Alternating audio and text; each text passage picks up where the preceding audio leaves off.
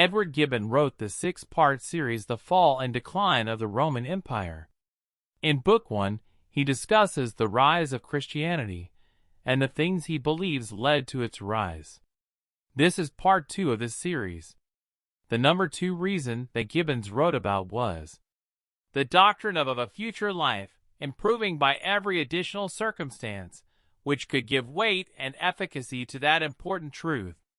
It seems the most comforting part of believing in an afterlife is hope and justice. And both hope and justice, I believe, go hand in hand.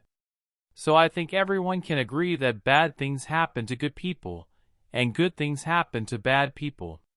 There are currently 200,000 cold case murders in America that have not been solved, and around 6,000 new murders per year that don't get solved. Corrupt politicians stay in power for decades. People that steal millions get off or with light sentences. We all know this is part of the world, and that it has been a part of every society throughout history. This is not new. But the idea of heaven and hell works to give hope. You get the hope that if you live a moral and just life, you may not get your reward in this life, but you will in the next, and the saying that if you see evil going unpunished, you have belief that justice will be served in the next life. Belief in hell will also stop revenge and retribution in this life as well. If you don't believe in an afterlife, why not take your justice in this life if the government which rules you is unable to do so? A belief that a person will receive their justice in the next life will stop revenge, but a lack of belief does not. And to live in a society with everyone exacting revenge on someone else, well, that is a never-ending lose-lose situation.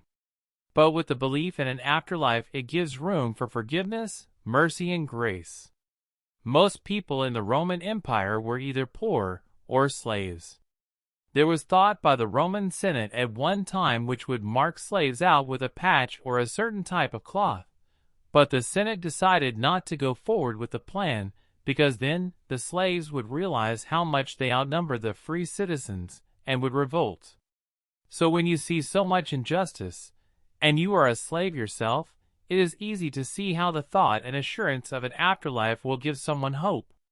Because most people who were slaves were captured via war, or born as slaves, so being brought to a foreign land and made a slave, you are looking for hope and justice. With Christianity believing in an afterlife for people who are victims of injustice and arbitrary tyranny, receiving a message of hope and justice is truly powerful. We can see how the message of an afterlife appealed to so many in the Roman Empire, and even today.